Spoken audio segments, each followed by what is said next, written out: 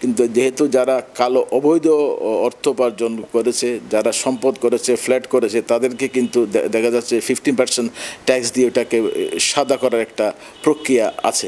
Budget নিয়ে আজকে কথা বলার জন্য টিটিএন আলাপে আপনাদের মুখোমুখি হয়েছে আমি আসিফুজ্জামান সাজিন, এবং আমার সাথে আজকে আছেন কক্সবাজার চেম্বার অফ কমার্সের প্রেসিডেন্ট যিনি আবু মোর্শেদ চৌধুরী খোকা। প্রথমে আপনাকে স্বাগত জানাচ্ছি আমাদের আজকের আলাপে। জি, ধন্যবাদ।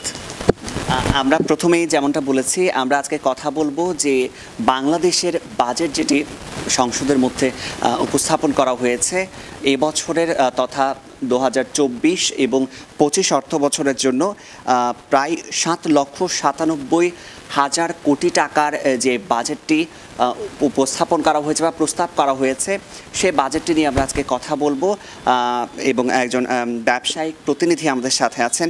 আমরা প্রথমেই এই যে বাজেটটি করা হয়েছে এটি গত বছরের তুলনায় অনেকটা বেশি বাজেট এবারে ধরা হয়েছে। পাশাপাশি বেশ কিছু বাজেট নিয়ে বেশ কিছু আলোচনা সমালোচনা হচ্ছে।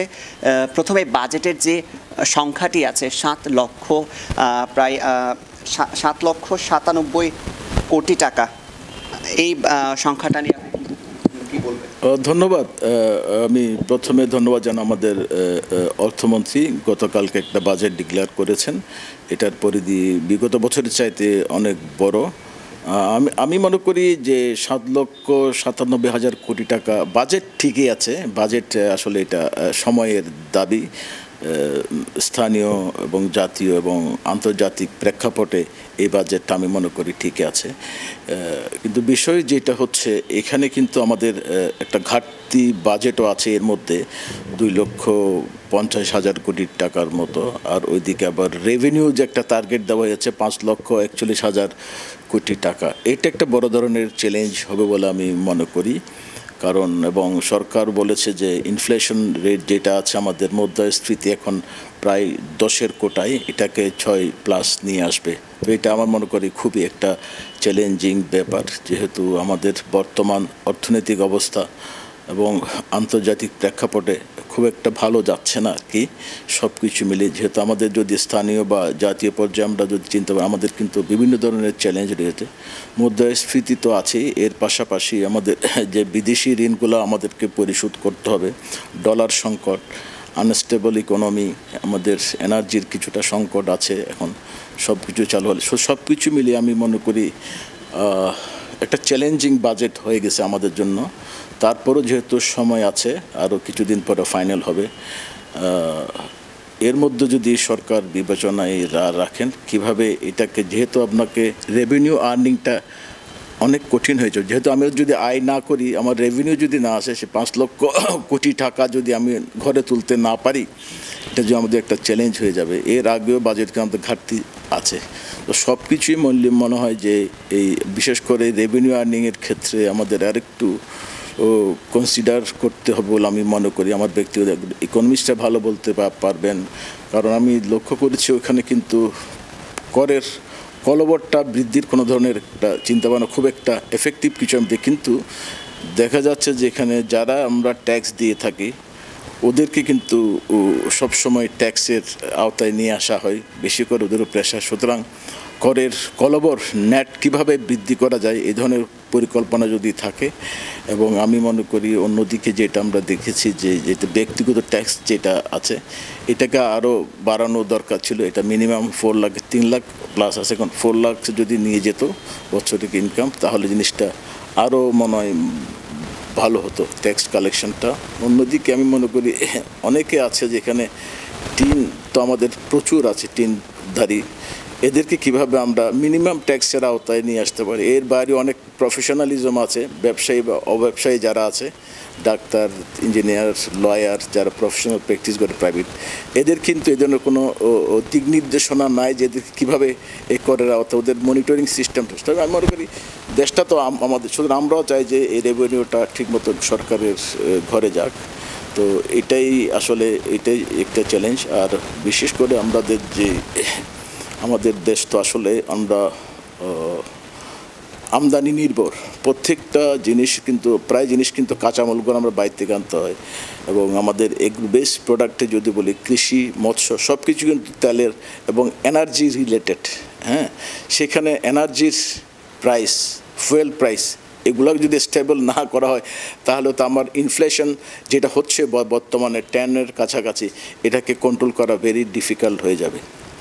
সরকারের আয়ের কথা যেভাবে বলেছেন বা এনবিআরও যেভাবে কাজ করছে, এই যে ট্যাক্সের যে বিষয়টা, এটাকে শুধুমাত্র ব্যক্তি হিসেবে যদি পে করতে যায় তাহলে অনেকটা চাপ সৃষ্টি হয়ে যাচ্ছে। তবে এই ফাঁকের মধ্যে কিছু যারা একেবারে বিরাট অঙ্কের যারা ব্যবসায়ী আছে তাদের মধ্যে বেশ কিছু কর ফাঁকি দেওয়ার একটি প্রবণতা সবসময় দেখা যায়, বারবার সংবাদ হয় এই বিষয়গুলো নিয়ে কি বলবেন যে বিরাট অঙ্কের একটা ট্যাক্স কিন্তু আসলে ফাঁকি হয়ে যাচ্ছে, যেটা আসলে পাওয়া যাচ্ছে না বা সরকারের কোষাগারে ঢুকছে না, এই বিষয়ে আপনার মন্তব্য? এই জন্য আমরা সবসময় বলে থাকি যে ডাইরেক্ট ট্যাক্সের আওতাটা বৃদ্ধি করতে। আমরা দেখি যে আপনি ভুল না করে থাকি, আমার মনে হয় নিয়ার অ্যাবাউট 80% হচ্ছে ইনডাইরেক্ট ট্যাক্সের থেকে আমরা রেভিনিউগুলো আর্ন করে থাকি। সুতরাং আমি মনে করি যে এখানে ডাইরেক্ট ট্যাক্সের আওতায় আরও কলবর বৃদ্ধি করা দরকার এবং ট্যাক্স রিটার্নের সিস্টেমটা আরও সিম্পলিফাই ইজি করা দরকার, যাতে মানুষ আনন্দে ট্যাক্স কমার বেশি হোক, কিন্তু ট্যাক্সের আওতায় যদি মানুষ আসতে পারে তাহলে এটা হচ্ছে বড় অর্জন। তো সুতরাং এখানে পলিসি সিস্টেমটা তুলে ফেলতে হবে, মানুষ যাতে স্বপ্রণীত হয়ে ট্যাক্স দিতে যায় ওইভাবে কিন্তু মেকানিজম বৃদ্ধি করা দরকার। প্রত্যেকটা জেলা পর্যায়ে এনবিআরের লোকবল বৃদ্ধি করা দরকার, মানুষকে ওরিয়েন্ট করা দরকার। শুধু তাই নয়, পাশাপাশি আমরা যে ট্যাক্স দিচ্ছি, হোয়াট ইজ মাই বেনিফিট? এখানে হয়তো লাখে 2-1 হয়তো সিআইপি হচ্ছে, অমুক হচ্ছে, কিন্তু যারা ট্যাক্স পেয়ার কম আর বেশি তাদের একটা সম্মানজনক জায়গায় তো নিতে হবে, তাই না? এদের বেনিফিটগুলো কিন্তু সরকার যদি এই ধরনের অ্যাওয়ার্ড ডেভেলপ করে কিংবা এই ধরনের বেনিফিট যারা ট্যাক্স দেয় 50,000 ঊর্ধ্বে বা 1 লক্ষ টাকা, এইভাবে যদি সিলিং করে দেয়, এরা এই সুযোগগুলো পায়, তাহলে মানুষ স্বপ্রণীত হয়ে ট্যাক্স দিবে। আর বেশ কিছু সরকারের প্রকল্প নিয়েও বেশ কিছু প্রশ্ন আসলে দেখা দেয়, যেমন যে কর্ণফুলীর ওখানে যে ব্রিজটা নিয়ে একটা বিভিন্ন ধরনের আলাপ হচ্ছিল যে একটি উপজেলাকে কেন্দ্র করে আসলে একটি যে নদীর নিচ থেকে যে এটা করা হলো, এই ধরনের আসলে নানা প্রশ্নে জর্জরিত প্রতিনিয়ত হচ্ছে। এখন এই বিষয়গুলো নিয়ে আপনি কিভাবে দেখছেন? আসলে প্রকল্প যেগুলোর উপর ইনভেস্ট করা হচ্ছে, আসলে এই বাজেটগুলো যেখানে ব্যয় করা হচ্ছে, সেই ব্যয়ের স্থানগুলো বা এগুলো অর্থনীতিবিদ যারা আছেন বাংলাদেশে তাদেরকে নিয়েও বেশ কিছু প্রশ্ন উপস্থাপিত হচ্ছে, প্রশ্ন উত্থান হচ্ছে যে তাদের এই বিষয়ে মন্তব্য কি, যে এত বড় একটা বাজেট প্রণয়ন হলো, বাজেট প্রস্তাব হলো, এখানে তাদের কি কোনো ধরনের পরিকল্পনা আছে কিনা, আলাপ হয়েছে কিনা? আপনি যেটা বলছিলেন কর্ণফুলী টানেলের কথা, আসলে কি জিনিস, যে কোনো প্রকল্পে আমি যে বলবো না যে সব প্রকল্প 100% ইমিডিয়েট বেনিফিট পাবে, কিন্তু কর্ণফুলী টানেলের এটা আমি মনে করি সরকারের একটা দূরদর্শিতার একটা প্রতিফলন ঘটেছে। কর্ণফুলী টানেলটার সুফল কিন্তু আমরা রাতারাতি পাবো না। যখন ওপারে যখন আনোয়ারা থেকে আরম্ভ করে কক্সবাজার পর্যন্ত, আনোয়ারার কিছু বিশ্বাসায়িত ইকোনমিক জোন হচ্ছে এবং ওইদিকে চকরিয়ার ওদিকে হচ্ছে, সব কিছু কিন্তু কানেক্টিভিটি, এবং ওখানে কোরিয়ান ইপিজেড, মানুষ হয়তো রাতারাতি বুঝবে না যে এটার বেনিফিটটা কী, এবং এটার যে এটা কানেক্টিভিটি ভেরি ইম্পর্টেন্ট। হয়তো দেখবেন যে কক্সবাজার থেকে কেউ মালামাল টানেল দিয়ে যাচ্ছে, সরাসরি পোর্টে চলে যাচ্ছে। সুতরাং কর্ণফুলী টানেল আমি মনে করি এটা it's a good investment indeed.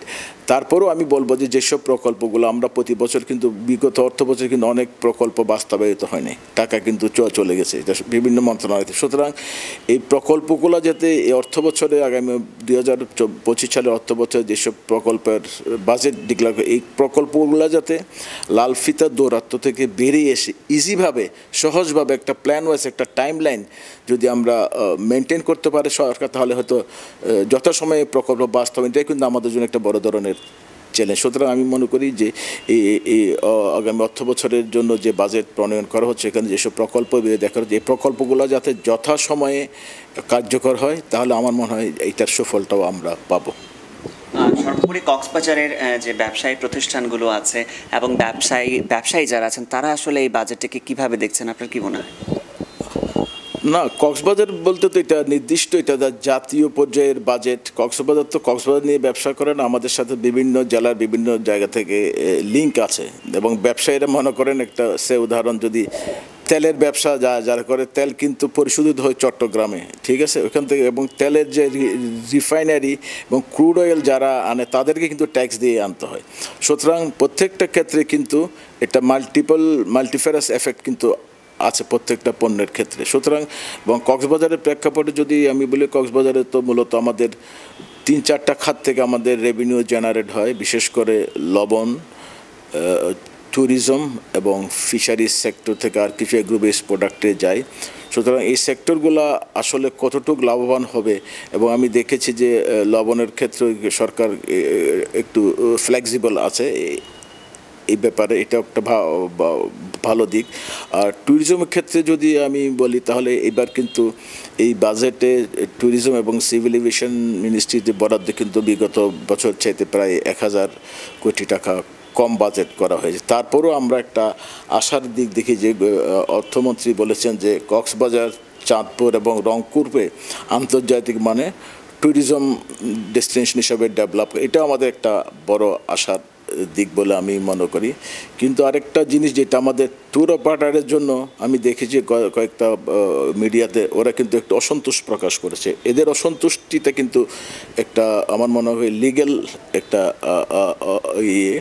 কি বলে যে অসন্তুষ্টির একটা কারণ আছে, একটা রেশনাল যৌক্তিক কারণ। ওদের 15% ভ্যাট আরোপ করা হয়েছে, কারণ যারা ট্যুর অপারেটর যারা আছে মূলত তারা কিন্তু লিঙ্কেজ ডেভেলপ করে বিভিন্ন হোটেল রেস্টুরেন্ট, যেহেতু একজনের ট্যাক্স দিচ্ছে, হোটেল রেস্টুরেন্টের ট্যাক্স দিচ্ছে, ট্রান্সপোর্টাররা ট্যাক্স দিচ্ছে, আবার কেন ওদের কাছে। সুতরাং আমি যদি পর্যটনকে বিকশিত করতে চাই, আমার মনে হয় সরকারের এই জায়গায় একটু হাত দেওয়া দরকার। কারণ আমরা বারবার বলে আসছি যে 2026 সালের পরে যখন গ্র্যাজুয়েশন পর আমাদের জন্য অনেক কিছু চ্যালেঞ্জ হয়, যেসব বিশেষ করে যারা রপ্তানিমুখী শিল্পগুলো কিন্তু অনেকটা চ্যালেঞ্জের মুখে পড়ে। সুতরাং আমাদের অল্টারনেটিভ যেটা হচ্ছে ট্যুরিজম সেক্টর, এই সেক্টরটাকে আসলে ইনসেন্টিভ দিয়ে কীভাবে ভাইব্রেন্ট করা যায়, এটা আসলে চিন্তার বিষয় এখন।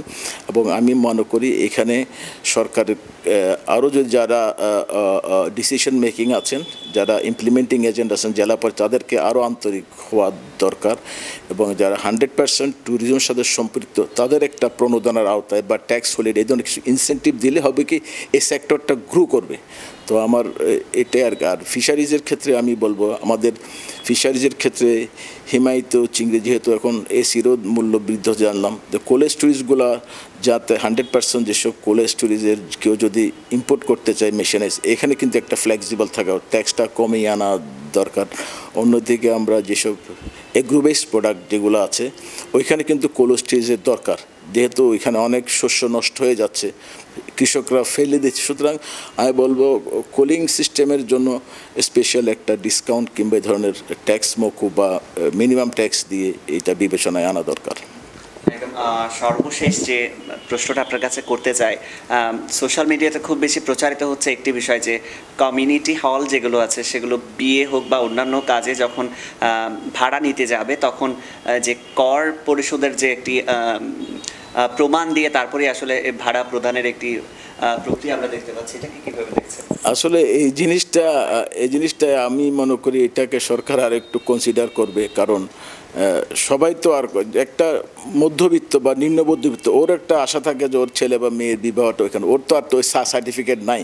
সুতরাং এটা কী জন্য করেছেন আমি জানি না। হ্যাঁ, যারা ট্যাক্স দিচ্ছে তারা হয়তো ডিক্লেয়ার দিতে হবে, যদি এটাকে ফ্লেক্সিবল করা দরকার বলে আমি মনে করি।